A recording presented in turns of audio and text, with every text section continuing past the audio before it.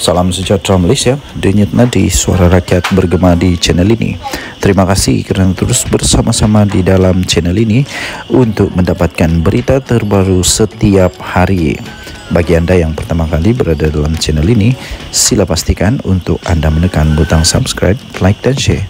Tekan juga tombol notifikasi untuk mendapatkan berita terbaru setiap hari. Denyut nadi suara rakyat bergema di channel ini. Berita bermula sebentar lagi.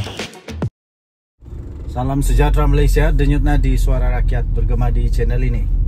Nampaknya satu demi satu berita buruk untuk Daim Zainuddin. Pertuduhan terhadap Daim Zainuddin yang telah dilakukan pada hari kemarin nampaknya mungkin bukan yang terakhir, ya tuan-tuan dan puan-puan yang dihormati sekalian.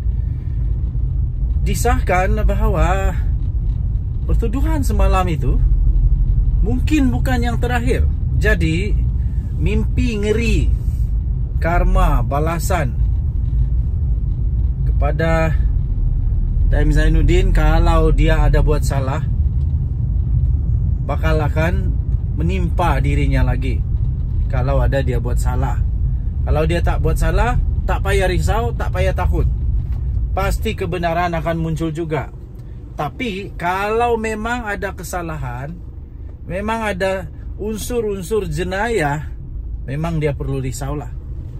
Pertuduhan terhadap Daim semalam mungkin bukan yang terakhir. Pertuduhan terhadap hartawan yang terkenal sekarang ini, Daim Zainuddin, kerana tidak patuh terhadap arahan untuk mengisytiharkan hartanya, adalah mungkin bukan yang terakhir.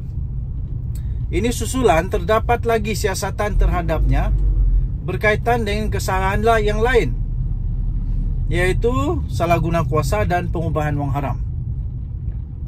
Ketua Pesuruhjaya SPRM Azam Baki berkata, siasatan bagi dua jenis kesalahan itu tetap akan diteruskan walaupun Daim Zainuddin sudah pun diheret ke mahkamah semalam. Jadi Ketua Pesuruhjaya SPRM sendiri, Azam Baki sendiri, mendedahkan perkara yang pasti akan tak disukai oleh Daim Zainuddin ini.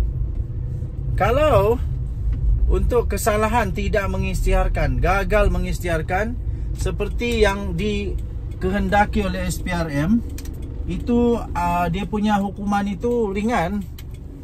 Mungkin ringan kerana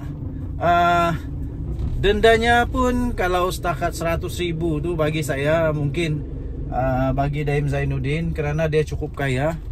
Kalau setakat 100,000 tu tak ada masalah kot. Tapi untuk kesalahan yang lain, kalau dia didapati bersalah untuk pengubahan wang haram dan salah guna kuasa, itu adalah kesalahan yang jauh lebih serius daripada hanya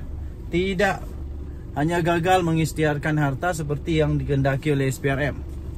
Jadi kalaulah dia pula terkena dengan salah guna kuasa dan pengubahan wang haram, itu satu perkara yang amat sedih, amat menakutkan dan pasti tak disukai oleh Daim Zainuddin. Menurut skop siasatan terhadap Daim itu dibuat di bawah Seksyen 23, ya. Seksyen 23 Akta SPRM 2009, yaitu salah guna kuasa untuk suapan, dan Seksyen 4/1 Akta Pencegahan Pengubahan wang haram, pencegahan pembiayaan keganasan dan hasil daripada aktiviti haram 2001, yaitu pengubahan wang haram. Katanya selepas pertuduhan semalam, yang dibuat di bawah Seksyen 36/1 Akta SPRM, siasatan kami terhadap Daim akan terus diteruskan untuk kes-kes yang lain, katanya. Itu adalah satu pembayang bahawa Daim Zainuddin belum selamat kerana ada kes yang masih disiasat. Seperti yang kita ketahui, Daim Zainuddin kemarin telah telah didakwa di mahkamah. Kerana kesalahan gagal mengisytiharkan harta beliau seperti yang dikehendaki oleh SPRM. Jadi untuk kali ini kemungkinan besar dia mungkin akan didakwa lagi sekiranya memang didapati ada unsur-unsur pengubahan wang haram atau rasuah atau salah guna kuasa di dalam kes yang seterusnya ataupun di dalam siasatan yang dilakukan oleh SPRM. Oke, so kita tunggulah apa yang keputusan seterusnya. Denyut Nadi Suara Rakyat bergema di channel ini. Jangan lupa untuk tekan butang subscribe, like, dan share. Malaysia kita punya, cintai Malaysiaku, kita jaga kita. Kita jumpa lagi, bye-bye. Salam sejahtera Malaysia, Denyut Nadi Suara Rakyat bergema di channel ini. Tuan-tuan dan puan-puan yang dihormati sekalian, sampai sekarang masih lagi menjadi satu berita hangat yang tidak akan mudah untuk berkesudahan. Pasti akan panjang cerita ini berkenaan dengan Daim Zainuddin dan Mahathir lah, siapa lagi. Tapi ramai orang sebenarnya sedang menunggu apakah kesudahan kepada Mahathir pula, atau tua yang sudah tua nih, yang sudah tidak lama lagi mencapai 100 tahun umur dia. Tapi pada masa yang sama masih lagi insaf, masih lagi mengganggu politik negara Malaysia dalam keadaan yang sudah tidak ada pun apa-apa kuasa pun. Sudahlah kalah dengan memalukan, tak ada jawatan, sudah ditolak sebenarnya, tapi masih lagi cuba untuk relevan. Tapi dah tak relevan lah. Okey, jadi ada yang terbaru ini berkenaan dengan Mahathir. Jadi Mahathir patutlah rasa takut sekarang ini. Dia patut rasa takut, rasa risau, rasa bimbang. Sehingga buat pertama kalinya dalam keadaan sudah tua begini. Belum pernah Mahathir buat tau. Darilah dia jadi PM sampai dia sudah jadi bukan pembangkang. Sampailah dia jadi tak ada apa-apa lagi lah fungsi guna, tak ada lagi guna sekarang ini. Sampailah sekarang buat pertama kalinya sampai dia terdesak, sampai ikut pergi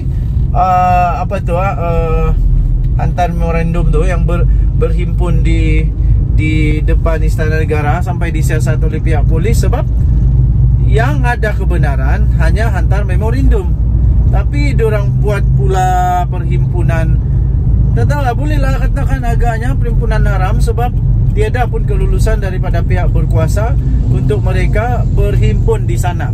Jadi sekarang ini SPRM akan panggil Tun Mahathir jika ada bukti terlibat salah guna kuasa. Tun Mahathir ingat, sepandai-pandai tupai melompat, akhirnya jatuh ke tanah juga. Sepandai-pandai jerung berenang, akhirnya boleh masuk kuali juga. Enak dimakan begitu saja, buat kari. Okey, jadi SPRM akan panggil Tun Mahathir jika ada bukti salah guna kuasa.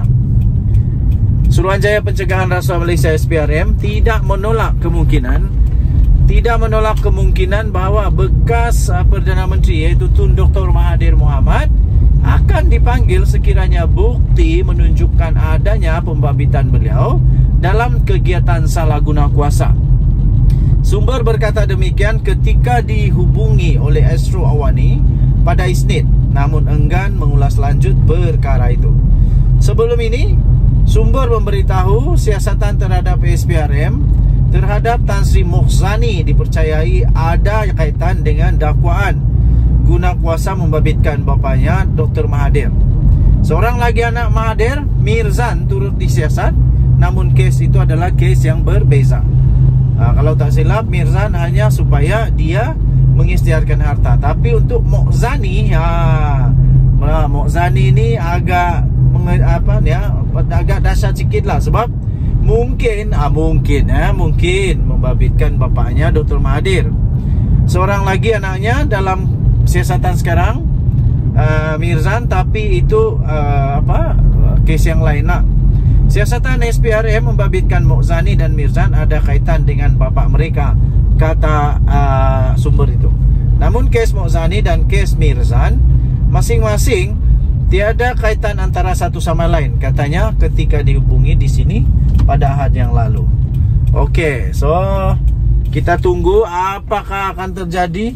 Kalaulah Mahathir didakwa, lepas itu masuk penjara, nah jangan tak payah lama-lama lah. Kalau dia kena penjara 5 tahun dengan umur dia sekarang, nah silap-silap dia berakhir lah di penjara. Kesian juga lah. Pada 18 Januari lalu, SPRM dilaporkan menghendaki Mirzan untuk mengisytiharkan segala aset dan ahli dan tidak ahlinya yang dalam pegangannya, nah, sama ada di dalam atau di luar negara.